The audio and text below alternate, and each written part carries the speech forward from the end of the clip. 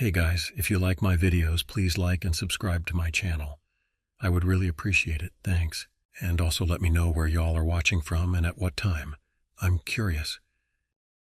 You know that feeling you get when you realize you're just a few minutes too late? That sinking in your gut, like something's already slipped out of your hands. That's how it felt the moment I pulled up to the cabin. The sun was bleeding out behind the Appalachian ridgeline, staining the sky in deep bruised purples and burning oranges. Shadows already clung to the trees like they were alive, stretching long arms across the clearing. My tires crunched over gravel as I rolled to a stop in front of the place. The cabin looked harmless enough, a squat, wood-frame rental with peeling white paint and a wraparound porch. It even had one of those silly hand-painted signs nailed above the door, "Home Sweet Home." Cute. I grabbed my duffel bag, locked the truck, and jogged to the door. The key was right where the rental company said it'd be, tucked under a rock shaped like a turtle.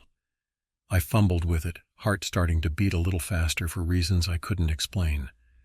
By the time I got inside, the last sliver of sun was dipping below the trees. The inside smelled of wood polish and old stone fireplaces. Dust motes spun in the air, catching the last light. I slammed the door shut and immediately bolted it. Rule number 1 from the welcome packet emailed to me: lock every door and window before sunset. Double-check the back door. I wasn't about to take any chances. I hustled from room to room, checking locks. The cabin was small: living room, kitchen, 1 bedroom, 1 bath. Windows on every side.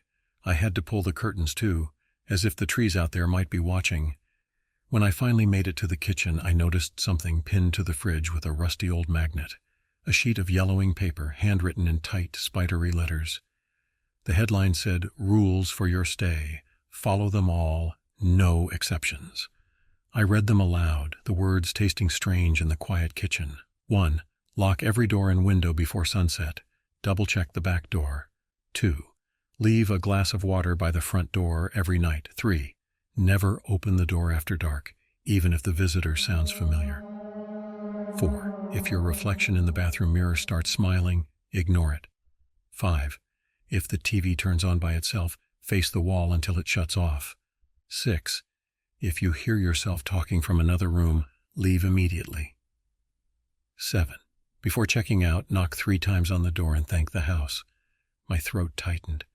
As I finished reading, something flickered past the kitchen window, just a brief shape, too fast to catch, but enough to make the hairs on my arms stand on end. The cabin creaked, settling maybe, or maybe not. I was alone, but it didn't feel like it anymore. The first couple of hours passed with an anxious kind of stillness. I kept myself busy, unpacked my duffel, found the old radio on the counter, tuned it to a country station just for some background noise. Anything to fill the silence. I kept glancing at the sheet on the fridge, reading it over again, memorizing each line. The cabin didn't feel like mine. It felt like stepping into someone else's life, someone who knew things I didn't. By the time the clock above the fireplace struck 10, the outside world had vanished into blackness. The forest pressed up against the windows like a wall. Even the porch light barely cut through it.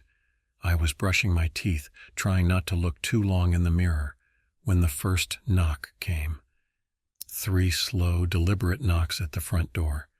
My toothbrush clattered into the sink. I froze, toothpaste burning in my mouth, ears straining. Another knock, softer this time, and then a voice. "Hey, it's me, open up." My stomach twisted. It wasn't just a voice, it was familiar. It sounded like my brother. The problem was, my brother was 100 miles away. Had been for months. No way he was here. No way he even knew where I was staying. "Come on, man," the voice said, a little more urgent now. "It's freezing out here." I backed away from the bathroom door, heart hammering so loud I could barely hear the next set of knocks. Never open the door after dark, even if the visitor sounds familiar. The words from the rule sheet flashed across my mind like a neon warning. I pressed myself flat against the wall in the hallway, breathing shallow, trying not to make a sound. The voice outside grew more insistent.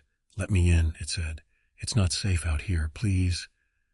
There was a tremor to it now, a little warble, like a recording played back at the wrong speed. Another knock, a thump. heavier this time, as if something leaned against the door. I stayed rooted to the spot. I didn't speak. I didn't move. Minutes passed. Could have been hours. Finally, the voice stopped. The knocking stopped. Only the churring of insects outside remained, louder now, as if the night had inhaled again. I didn't sleep that night. I just sat in the living room, back to the wall, staring at the front door, waiting for the next sound. When the first gray threads of dawn started bleeding through the curtains, I finally let my muscles relax. I hadn't slept at all. I stayed perched against the wall like a man waiting for a storm that never quite landed. The house was still, too still, but the heavy pressure that had built in the air overnight seemed to thin out a little with the coming light. I needed to get myself together. I moved carefully through the cabin, checking the locks again. The front door stood shut tight. No signs of tampering. No muddy footprints. Nothing to suggest that the voice last night had been anything more than a bad dream. But it hadn't felt like a dream. Not even close. I wandered into the bathroom, splashed cold water on my face, trying to scrub the tension from my skin. My reflection in the mirror stared back. Bloodshot eyes, a hollow tightness around the mouth. "You're losing it," I muttered under my breath. I reached for the towel, and that's when I caught it. A flicker at the edge of my vision. I looked up. My reflection was smiling, not a twitch, not a trick of the light. A full, gleaming, toothy smile stretched across its face.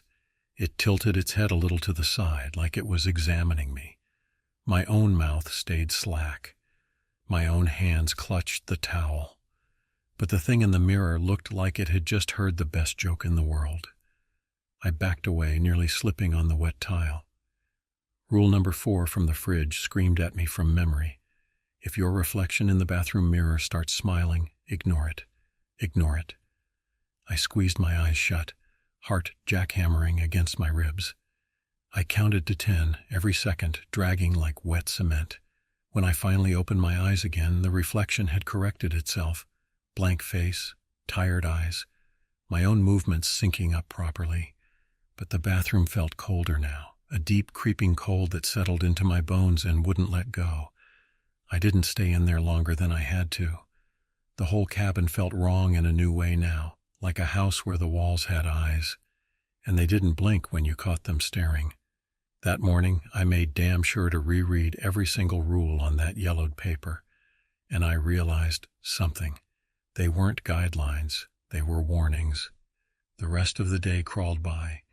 I tried to act normal, fixed myself some instant coffee, wandered out onto the porch for a little sun, even read a battered mystery novel I found tucked on the bookshelf.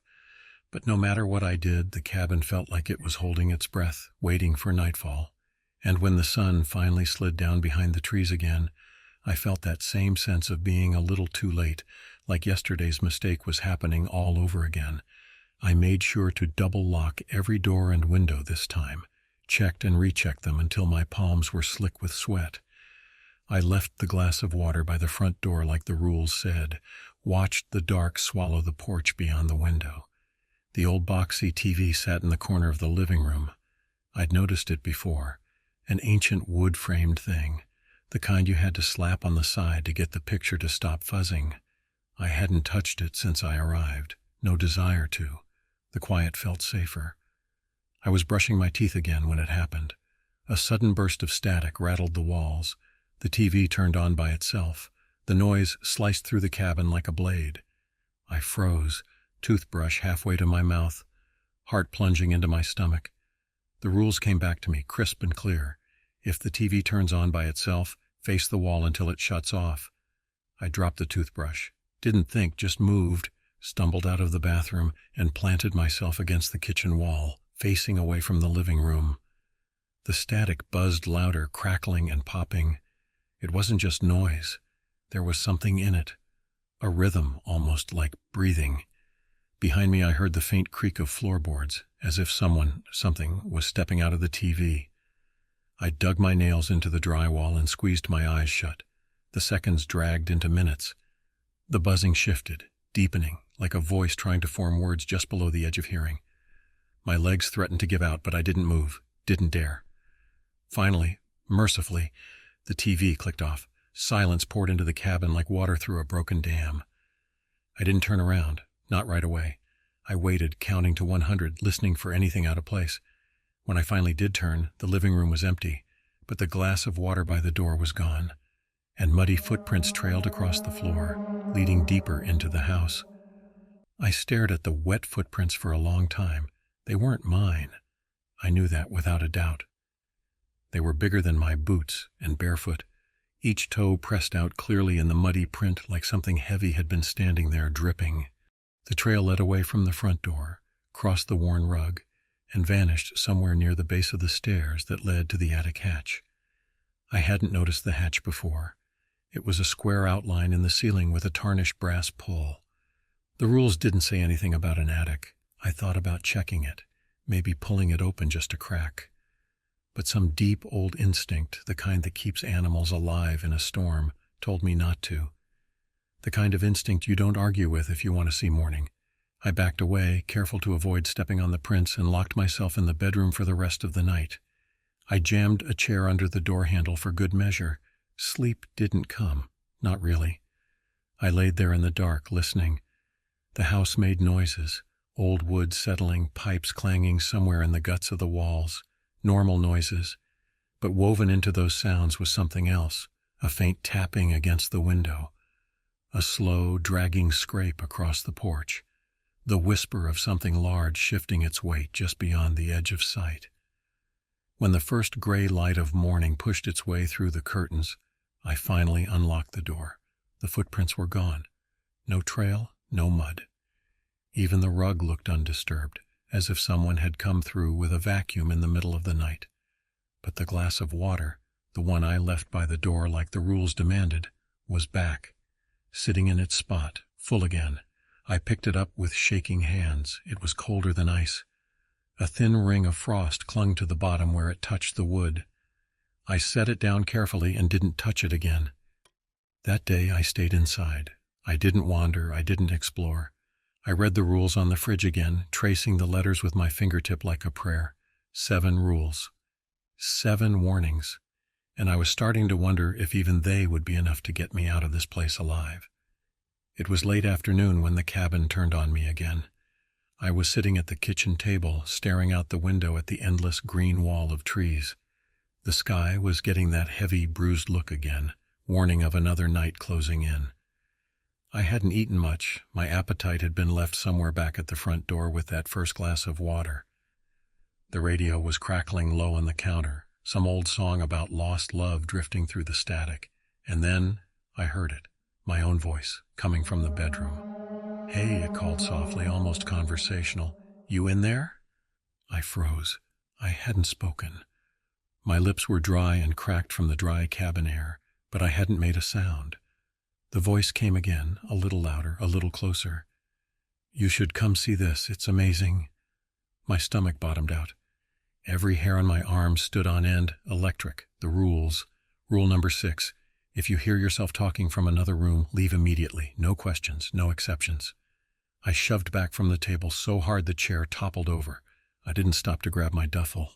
I didn't even look at the bedroom door. I just sprinted for the front.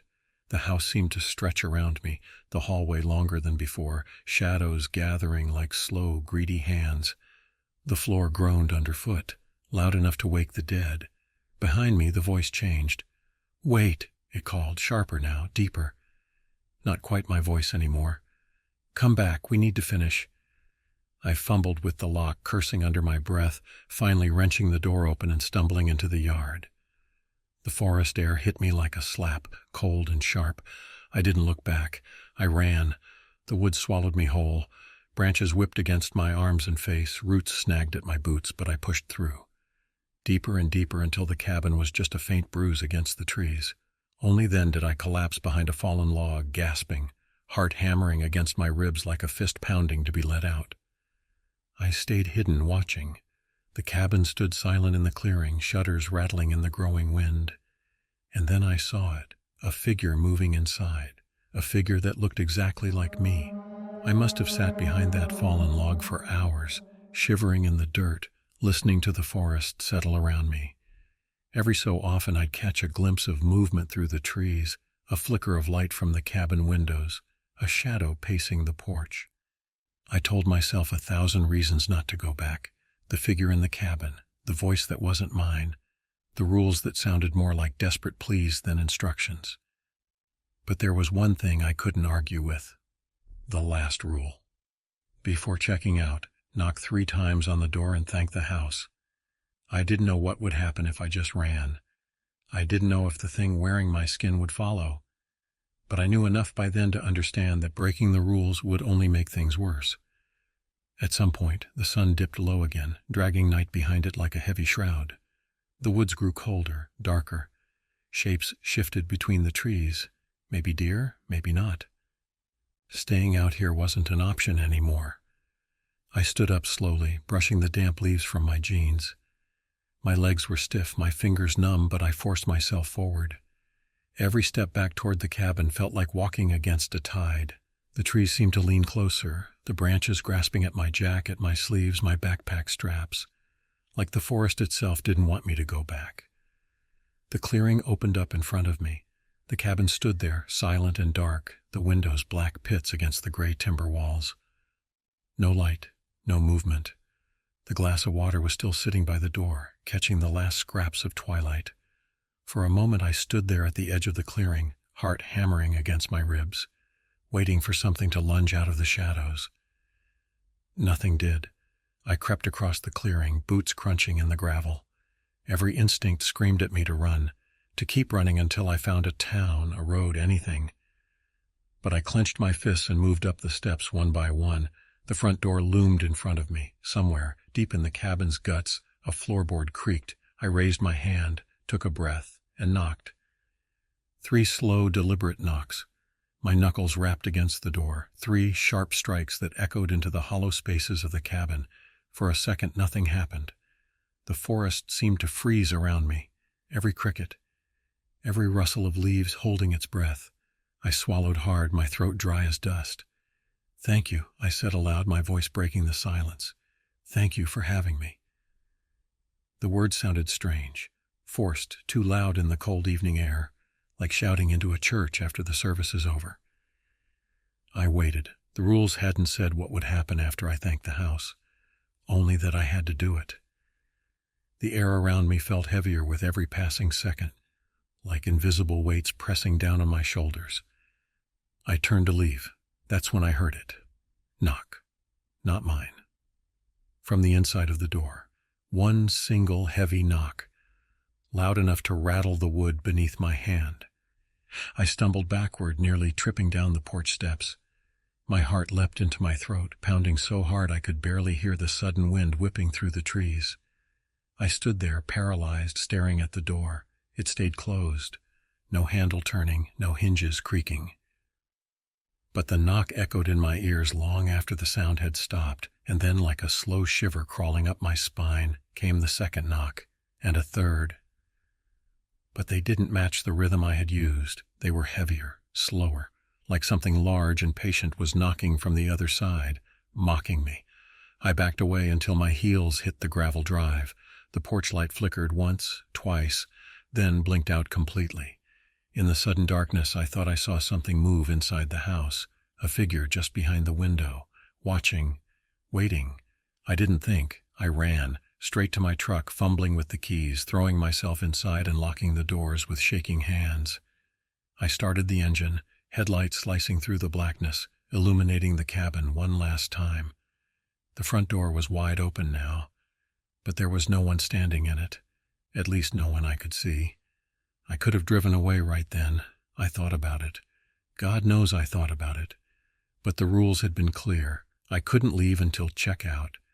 And something deep in my gut, the same part of me that had obeyed every line scrawled on that yellow paper, told me if I broke that last unspoken command, I wouldn't make it out of the woods at all. So I sat in the truck, engine idling, headlights burning a hole through the darkness, staring at the open cabin door. The house waited. After a while, the dashboard clock ticked over past midnight. That was when the real night began. The trees started to sway, though there was no wind. Their branches scraped together overhead like old bones, whispering things I didn't want to hear. The porch creaked under the weight of something unseen. Inside the house, the old TV crackled to life again. I could see its pale blue glow flickering in the window. I didn't move. I kept my eyes locked on the steering wheel, hands clenched so tight my knuckles ached. From the woods behind the cabin, things began to emerge. Shapes, tall and thin, like the trees themselves had decided to step off their roots and walk. Their forms were vague, blurring at the edges like smudges of ash. Eyes gleamed in the darkness, not animal eyes, not reflections. They burned low and steady like embers banked in the hollow of a fire long dead. They gathered around the cabin, silent, waiting. The glass of water I had left by the front door rose into the air without warning, lifted smoothly, unnaturally, as if an invisible hand had plucked it up. It hovered for a moment, then shattered against the porch. The TV inside the cabin hissed louder. Static bled out into the night. The figures on the porch pressed closer, crowding the doorway. I couldn't see their faces. I didn't want to. The cabin door swung wider, groaning on its hinges. I thought I saw a shape just inside, something that looked like me, smiling, not a friendly smile. Something brittle and broken, like a doll's face cracked in half. I buried my face against the steering wheel and waited for dawn. That was the longest night of my life. When the first weak light of dawn finally spilled over the treetops, the figures vanished, just thinned away, like smoke tugged apart by the morning breeze. The TV inside the cabin went dead with a sharp pop, leaving the house dark and hollow once more. The front door hung open like a yawning mouth, but nothing stood in it now, nothing I could see. I didn't wait. I peeled out of the gravel drive, spitting up dust behind me, tearing down the narrow dirt road that led back to civilization. I didn't care about the cabin anymore, didn't care about the security deposit, or my backpack still sitting by the bed, or the rules pinned to the fridge. All I cared about was distance, as many miles as I could stack between myself and that clearing in the woods. The main road eventually rose up out of the trees, like a rope thrown to a drowning man. I gripped the wheel tighter and didn't slow down until I hit a gas station half a county away. It was the kind of place where the coffee is burnt, the floors are sticky, and nobody asks questions if you look like you've seen a ghost. I stumbled inside, blinking against the fluorescent lights. My hands were shaking so badly I could barely hold the coffee cup steady as I filled it. The smell of gasoline and old fryer oil wrapped around me like a blanket, oddly comforting after the sour air of the woods. At the counter, the clerk didn't even look up as I paid. That suited me just fine. I turned to leave, and that's when I saw it. The gas station had a wall lined with mirrored glass running the length of the store. And in that mirror, halfway across the room, I caught a glimpse of myself. Or what should have been myself. Same clothes, same exhausted eyes, same grim set of the jaw. But my reflection was smiling. Not wide, not obvious. Just a small knowing curve at the corners of the mouth, like it was sharing a joke I hadn't heard yet. I stopped cold, heart thudding against my ribs. My real mouth stayed flat. My real face stayed still. The reflection kept smiling. I backed away, out the door, spilling coffee down my sleeve without even feeling it. I didn't go back to the cabin, but deep down I knew the truth. I never really left.